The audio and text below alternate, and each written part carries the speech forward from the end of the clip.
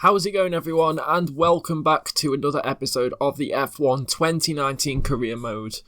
And we are heading to Le Castellet in France, to the Circuit Paul Ricard.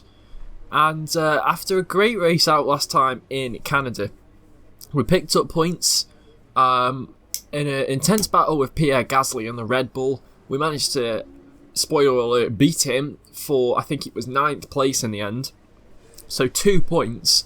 And yeah, after DNFing in Monaco, it was always going to be a great result. Now, one thing to know about this is qualifying this time round, it's going to be raining at the start and then possibly drying up towards the end. So, could be a tasty one today then, Ants. We've got all the ingredients, that's for sure. Treacherous conditions, an ever-changing racetrack, and one or two cars just behind the pace-setters who maybe, just maybe, fancy a bit of an upset after a good performance from them in free practice. And the question has to be, of course, what is that circuit going to look like in 10 to 15 minutes from now? If you think the rain's going to get worse, then you have to be straight out when the lights go green to find whatever grip you can. But if it eases off, then you're better off waiting, saving the tyres, and going out at the perfect moment. The other thing that comes with these conditions? Traffic, and the lack of visibility that comes from sitting in the spray. It's going to be a constant problem, and I expect to see a lot of frustrated drivers with ruined laps out there today. So we head out for our first flying lap, and I had absolutely no idea if this rain was going to stop or not. It did say that it was going to be rainy for the first half of qualifying, but for the second half it would be dry, and it already looks like the weather is getting better, but for the time being it is raining and we are out on intermediate tyres to try and get the best lap time we possibly can, because, well, who knows what the weather's going to be like. We don't start off too well though, we're just constantly locking up and we're not doing the turns very well. Again though, I wasn't trying to set a fantastic lap time. I mean, it's already stopped raining at this point, it's just the track that's wet. So I'm not trying to set a fast lap time on the inters, I'm just trying to set a lap time, just in case it doesn't stop raining. But France is another one that I really like. I think I said it after the Monaco Grand Prix or at the start of the last episode. The three tracks, Canada, France, Austria, very, very good tracks. Probably three, if not my three favourite tracks in the F1 game to drive on, just because they're so nice to drive on.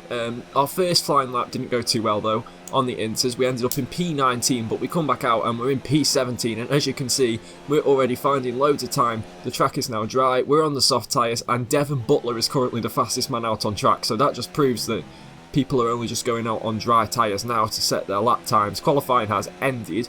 We obviously will carry on with our lap. Now our last lap I believe was a 1:47 something, and we're already 3 seconds better off at this point. We're now nearly 4 seconds better off. We do the fastest first sector out of anyone, and this lap, I don't know where I got this from, but as you can see, I'm just gaining time all over the place. I'm obviously going to be gaining time because the track's drier, but I mean, come on, look at the time I'm gaining.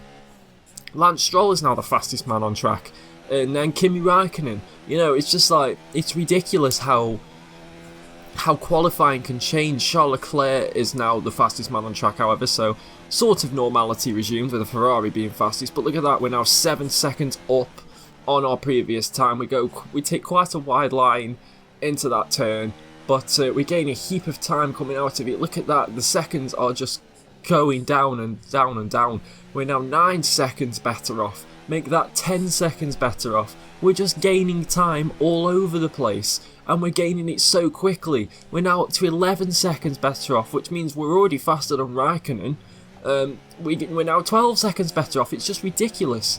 And we come across the line, and when I saw this, I couldn't quite believe it. We're very happy with that position. Well done. That is very right. P3, but this is the most mixed up grid I've ever seen in my life. I got P3, Alex Albon got P9, Leclerc and Verstappen are the only two ahead of me, Valtteri Bottas didn't set a lap time, Vettel came last, Hamilton second last, Pierre Gasly third last. Like, what is going on? What is going on with that grid? It's not like they didn't go out while it was dry either. It was... I don't get it. But what a great qualifying. What a great qualifying for us. P3. And what a mixed up starting grid this is going to be. This is going to make for one hell of a race. Welcome to Le Castellet as we return from across the Atlantic for the 2019 French Grand Prix. Reintroduced to the Formula One calendar just last year after an absence of almost 3 decades. The circuit, Paul Ricard, where racing legends such as Alain Prost gave us some Turn 1 excitement before Valtteri Bottas and Sebastian Vettel and a commanding victory from Lewis Hamilton gave us a brilliant race last year. What, I wonder, will it have in store for us this season? 6 lefts and 9 rights give us a total of 15 corners here at the circuit Paul Ricard, and a lap covers an overall distance of 3.6 miles. Average speeds will be somewhere in the region of 142 miles per hour, and they'll be maxing out on the Mistral Straight at around 205 miles per hour. Joining me for today's race once again is Anthony Davidson. Now, can I talk to you about Sebastian Vettel? Looks like they've got a tough race in store today as grid penalties from changing power unit components has forced them further down the field. But on the bright side, at least those fresh components can help them maintain the power they need to come through the pack. I expect to see them take a more aggressive approach today to make up for the compromised start. It's time to see how our drivers are stacking up after yesterday's exciting qualifying session. A fantastic effort from Charles Leclerc yesterday puts him on pole, and Lawrence completes the front row. Moving on to the rest of the grid, we have Grosjean, Hülkenberg, Lucas Faber and Raikkonen, Ricciardo, Albon, Stroll and Devon Butler, Kubica, Verstappen, they've taken a grid penalty, George Russell and Norris, Magnussen, Gasly, Lewis Hamilton and Sergio Perez, Bottas and Sebastian Vettel starts from the back of the grid. And now it's time to head down to the track. So here we go then, we're just skipping straight to the start because I completely forgot to, record the the setup and all that stuff. I did forget to do the fuel, but it is lights out and away we go, and we already get swallowed up by Romain Grosjean, who overtakes us into second place. Max Verstappen, if you didn't see, had a grid penalty, so he started down in 12th, which meant we were on the front row. The front row in a Toro Rosso. That's not happened since, I doubt that's happened since Sebastian Vettel did it all the way back in 2008 when he was on pole in Italy. But yeah, I mean, what the hell was that? Like, what a grid that is. Sebastian Vettel had grid penalties, hence probably why he wasn't bothered about his lap and only set a lap time good enough for 18th. But the fact that Hamilton and Gasly were the slowest 2 drivers to set a time, it was absolutely ridiculous. But as you can see, Grosjean and Leclerc have set off. Like they've set off. They've gone. They're gone. They're out of here. They've pieced out. They've left me behind. And I've now got Hülkenberg up my backside. But yeah, France, not known for the best races in real life since it returned. And we now look at Lewis Hamilton, who's already making his way through the field, getting past Daniel Ricciardo in the Renault. To be honest with you, I actually couldn't remember which lap this was on. I'm not going to lie, because it was so long ago since I recorded it. And yeah, but Lewis Hamilton is already making his way through the pack. He's past Daniel Ricciardo. He's now looking up the backside of my teammate Alex Albon.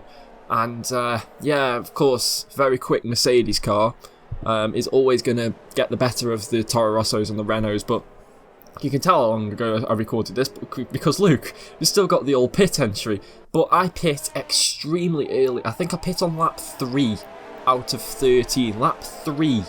I was told that my tyres were going off, so I thought, you know what, I'm going to undercut absolutely everyone by about 2 laps here, and I'm going to fit the mediums on and go to the end on the mediums.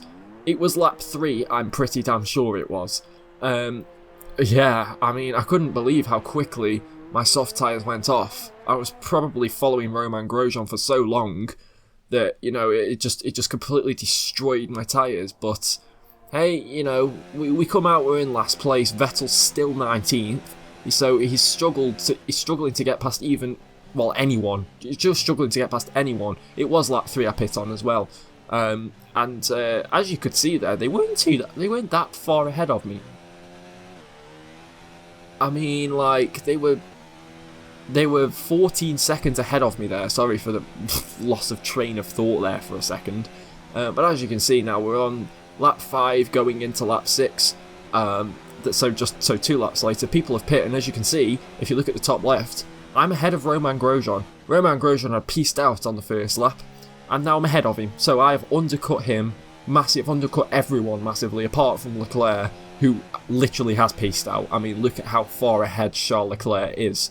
Yeah, so at the moment I'm in P14, but get this, it's a net P2, because not everyone's pit yet. Only the people behind me have pit, and Charles Leclerc, of course. But something else that mixes up the race slightly, Valtteri Bottas has an engine failure. And as you can see, there's people coming in there. There's the McLaren going into the pits.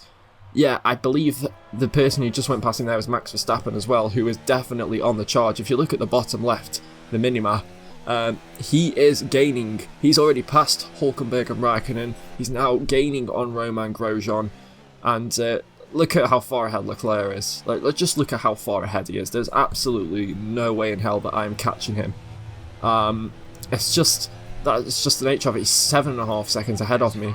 I'm 2.2 seconds ahead of Romain Grosjean, and I've just got to try and defend the second place of my life, because there is absolutely no way I'm giving up this second place at all. Absolutely no chance. We're just going through here though. As you can see now, look, Verstappen has got past Romain Grosjean, and this is earlier on slightly. He's going wheel to wheel with Nico Hülkenberg. This is just before the overtake on Grosjean. There's Grosjean ahead. Verstappen just, making his way up the field from 12th. Don't forget, he started 12th. He's now in 4th place, ahead of the Renault, and now he's going for the Haas and looking to get up into that podium position. And there's me out in the distance as well, as Verstappen now goes down the straight. This is the overtake on Grosjean. He's catching up to him so quickly, it's ridiculous. Look at that, he fakes to the left and goes to the right. And what do you know? Max Verstappen is ahead of Romain Grosjean, and he's now coming for me. That is absolutely mental, because he's just so quick compared to me. He is just so quick compared to me. You're losing 2 seconds a lap to the car behind. 2 seconds. I'm losing 2 seconds a lap to Verstappen. 2 seconds. I am 2 seconds a lap slower than Verstappen. That's ridiculous. Like, how am I that slow? I'm surely not that much slower than Verstappen. I know he's in a Red Bull, I get it, but surely I am not that much slower than a Red Bull. 2 seconds. I'm not a Williams, I'm a Toro Rosso, for God's sake. The turbocharger is on its last legs. Let's try to keep mileage on it to a minimum. And that's the reason why. My turbo is low. My turbo is starting to wear out, and that is why I'm so slow. And now Verstappen is right up behind me. As you can see there, I understeer off the track just to keep ahead of him in the end, because I had so much understeer there. Look at him, he's all over my backside. I decided to show this whole thing on replay mode just because of how great it was, and showing it in the normal T-cam would not do it justice, because you can't see behind you. Well, you can see behind you if you use that camera, but I didn't use it, so it's best to show it in this form. And again, I do kind of skip the corner there. To be honest with you, at this point, I was getting a bit flustered. I was like, oh, where is he? Where is he? Is he behind me? Is he to my left? Is he to my right? I don't know where he is. So I was just like skipping corners left, right and centre. I was getting flustered. There's Leclerc up in the distance. He's absolutely gone. But we are somehow, despite being 2 seconds a lap slower than Verstappen, keeping ahead of Verstappen. But as you can see now, we go onto the back straight. And look at the time that Verstappen is gaining on me. I go extremely defensive there. I do push him off the track slightly, I've got to admit. But then, and Grosjean's also having a look up my inside, but I break the latest and I stay ahead of both of them. What a move that was, into the chicane. And we keep ahead of Verstappen and Grosjean, and the rest are all catching up. You know, it's not just Verstappen and Grosjean that are going to be right behind me. Look, there's Hülkenberg and Raikkonen just catching up to us. And, yeah, it's very, very solid defending from me as far as I'm aware. Maybe a bit of cheating here and there. I mean, look, again, watch, I just understeer there. It's just... I just understeer city with this car. Verstappen, look at how close he is. He's looking for a move in every single corner going. He's just looking for that move. Look at how slow I am compared to him. This time, I decided to go on the inside line. to try and defend it best I can. I was weaving a bit, I do push him off there, look at that. I'm going ultra mega super defensive on Verstappen there, and he actually gets round my inside, but I managed to just squeeze him just enough, and he actually pushes me off the track there, so I do miss the next corner. But we are on the final lap here. We are on the final lap. Verstappen and Grosjean are so close behind me, and then look at the amount of dots behind them. Raikkonen, Hulkenberg, I think that's Vettel, and who is the other one? It's a McLaren, so it's either Butler or Norris, and then Hamilton behind them, and Gasly's catching them up as well. It's just like, wow, that's how slow I'm actually going. And look, I defend against Verstappen again. Verstappen goes down my inside, and this time he's actually properly ahead of me. But I go back to the inside line. I brake so late into that corner. Verstappen's still on my right. He pushes me off again. But because of that, that actually helps me slightly, because that means I skip the corner. I don't get a warning for it because Verstappen cut me off. So I couldn't actually stay on the track. But we keep it clean through here. We've only got a handful of corners left to go before our maiden podium, before Toro Rosso's first podium in in over 10 years. I recorded this way before they did it in real life, so shut up. Charles Leclerc sets another fastest lap in his last lap of the race. I take that corner so badly, I go so wide. And so wide on this one as well, but we just about keep Verstappen at bay, and we are going to come home for an absolutely mental P2. Okay, good job, mate. Really well done. That was a fantastic drive.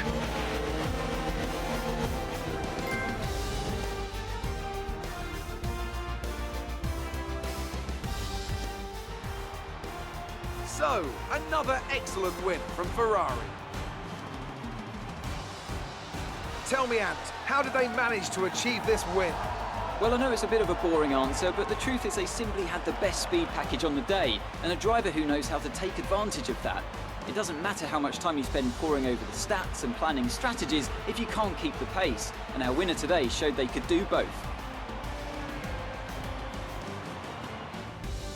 Here come our winners now. A thrilling race and a tremendous effort by Ferrari. Their history is well known, so it's no surprise to fans the world over to see them come out on top once again.